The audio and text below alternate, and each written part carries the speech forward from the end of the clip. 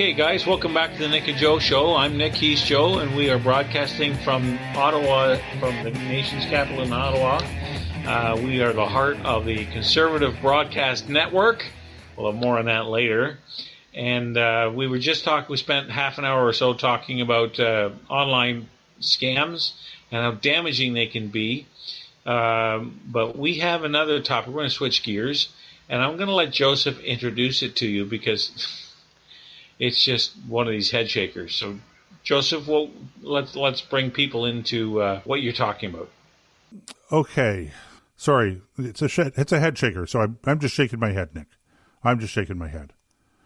So, okay, look, we all know that, I think we all know that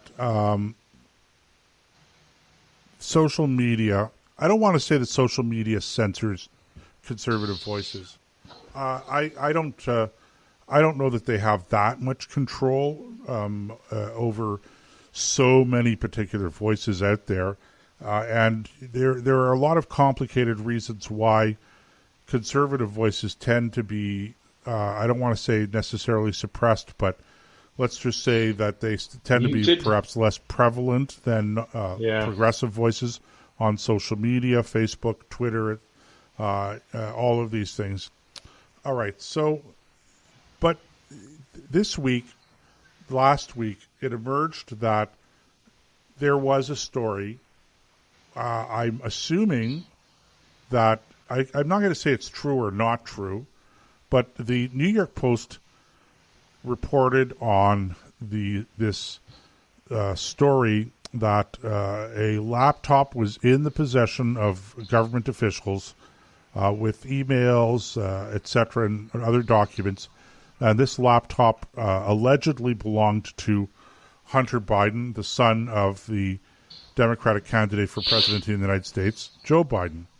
And there was some incriminating evidence that incriminated Hunter Biden and other members of the family, including, allegedly, Joe himself, with respect to business dealings with China, and I think also business dealings in the Ukraine, et cetera, et cetera. Now, the New York Post is a reputable major newspaper in the United States, in New York City.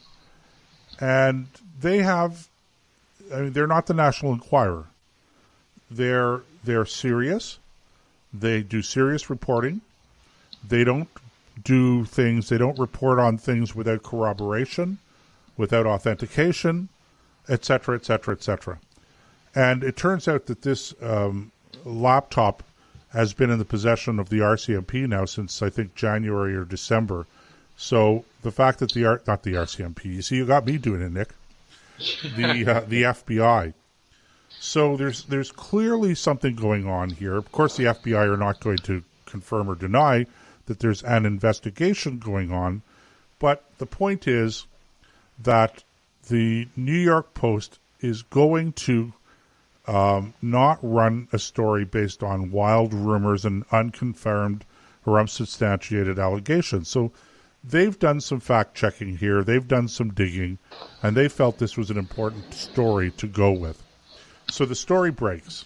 And, we've been hearing about this Hunter Biden stuff and that for quite some time now anyway. But this is now a major newspaper saying, hey, there really is something going on here. So people start to post. So the New York Post posts the story online through their Twitter account. All of a sudden, Twitter is blocking the story. And they've locked the New York Post Twitter account. And their reason being that it's unsubstantiated, unproven, et cetera, et cetera. And if you tried to tweet or retweet the story, that you would find, if you happen to be on Twitter, you would have found that you would have been blocked. The story would not have been, however they do it technologically. Now, this was with Twitter. I don't know if it was the same with Facebook, but I suspect it was. And their argument being that the New York Post, by trying to push this false story out there, air quotation marks, if you can sort of imagine me in the studio here, that they were violating the terms of service of the social media. So now, this is, I think, in my judgment, the biggest scandal to have hit the media vis-a-vis politics, possibly in my lifetime. I know it's getting some play. I know people are talking about it. I don't think, I have never seen such a blatant, such an open, unashamed, unadulterated attempt to censor news stories in favor of one presidential or one political candidate over another, in such a major way. I'm flabbergasted by it. It leaves me practically speechless, which of course is a big thing, as you know, Nick. So I'm not really sure how one proceeds with this. I think that, you're still going to see potentially some legal ramifications from it as time goes on. Will it affect the presidential election in the United States? Who knows? Maybe it will, maybe it won't, one way or the other. But this is a very serious thing. And one does not want to step in and impose some kind of government solution, government regulation over the internet. One thing I love about the internet is that it's not, pardon me, Nick, I was just had to stretch there as I was speaking. One of the things is that it's not regulated, and I think that's good for free speech. But that itself creates certain problems. But I'm not sure in terms of solutions that having the government step in and regulating the internet is the answer to those problems. I have other views on this, but I'll let you jump in. Well, I think it's a constitutional, in the United States, it's a constitutional thing to have a free press outside the limits of governmental control. And it's one of the, we used to have that here in Canada until about a year ago, when Trudeau spent $650 million to buy off the major news outlets here in Canada. That's the kind of thing that ends up. All right. Well, he did not. They did not buy off the news magazines with this. If you're gonna. Well, wait a minute. Hold it. I'm going to argue with you a little. Hang on. Okay. Now you're just messing with me. No, I'm not messing with you.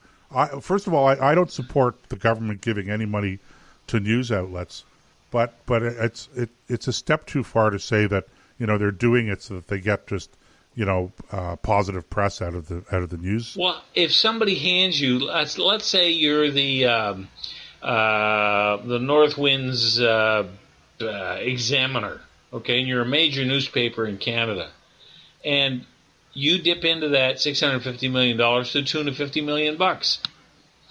Are you going to risk another ladle full because you're too hard on the government, or are you going to soften the blow so that you don't cut off the gravy train? I think that look, maybe you can call me skeptical if you want, but that's what it leads to. Well, there certainly is that risk. I'll grant you that. But the point I'm making here is that they didn't sit around the cabinet table and go, "Gall darn it, how do we buy off the media? I know, let's write checks for $600 million, and then they'll give us positive press." That's giving them too much credit. The idea was, and again, I stress, I don't agree with it. I do not like the policy, but the idea was that the print media in Canada is having financial problems with changes to the industry, etc., and we're going to subsidize them, which we already do, by the way, through various other indirect programs. So, for instance, print magazines, okay? There's a special subsidy that they can access through the government, from taxpayers. So I'm not defending the policy. But I'm saying I don't see the conspiracy.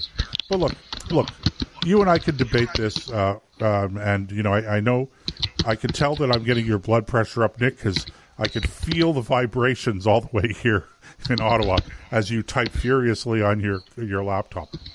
Oh, I'm telling you, some days. But look, back to the example of the New York Post and this story about the Bidens, etc. And the Twitter, difference between Canada and the United States is it's right in their Constitution. Okay, well, that here they have a free press. They do. The difference, of course, being that the Constitution doesn't guarantee a free press. The Constitution guarantees the press is supposed to be free from government interference. So Twitter is a private enterprise. Okay, and they can carry whatever they want or not carry whatever they want. But that's the problem, isn't it? That's the problem. That is exactly. You know what? It doesn't matter who is trying to interfere with people's ability to express themselves either in print or audio or video in regards to criticizing government, then that's an infringement on the right of free speech. And I think that the people who do that should be held accountable for it, if it's Twitter, Facebook, or some other social platform. Well, but you don't have... The other side of the coin, now just let me finish this. Okay. The other side of the coin is that they are private individuals hosting for profit. I'm looking at Zuckerberg and Facebook as an example.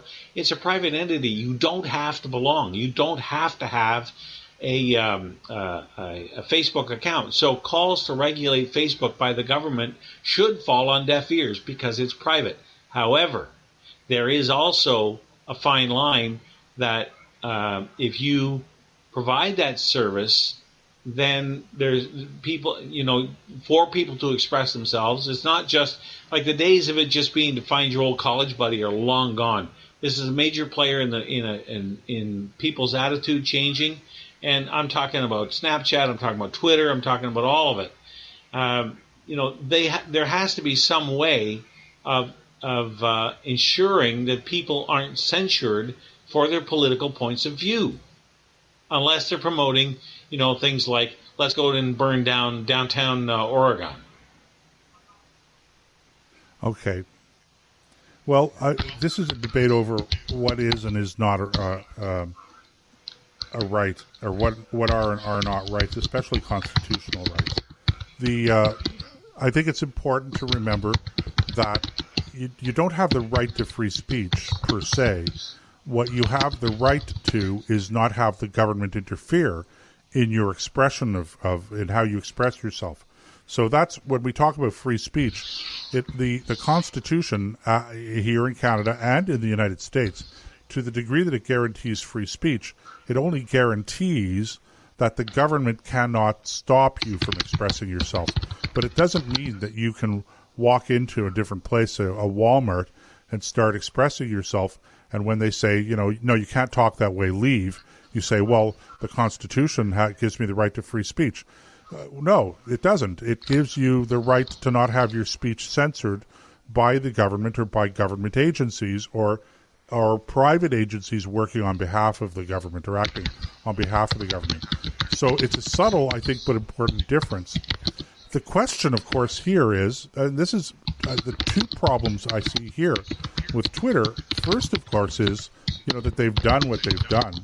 And it so blatantly, I think that's a real, it shows a complete lack of sensitivity to the magnitude of the problem that they're creating. That's the first thing, Nick. But the second thing is, how do you control it? There's no competition out there. Now, speaking as a conservative, I mean, my feeling is that Twitter and Facebook are too big. And as a conservative, I do believe that the government should be stepping in to break up what I see as a monopoly. I don't think that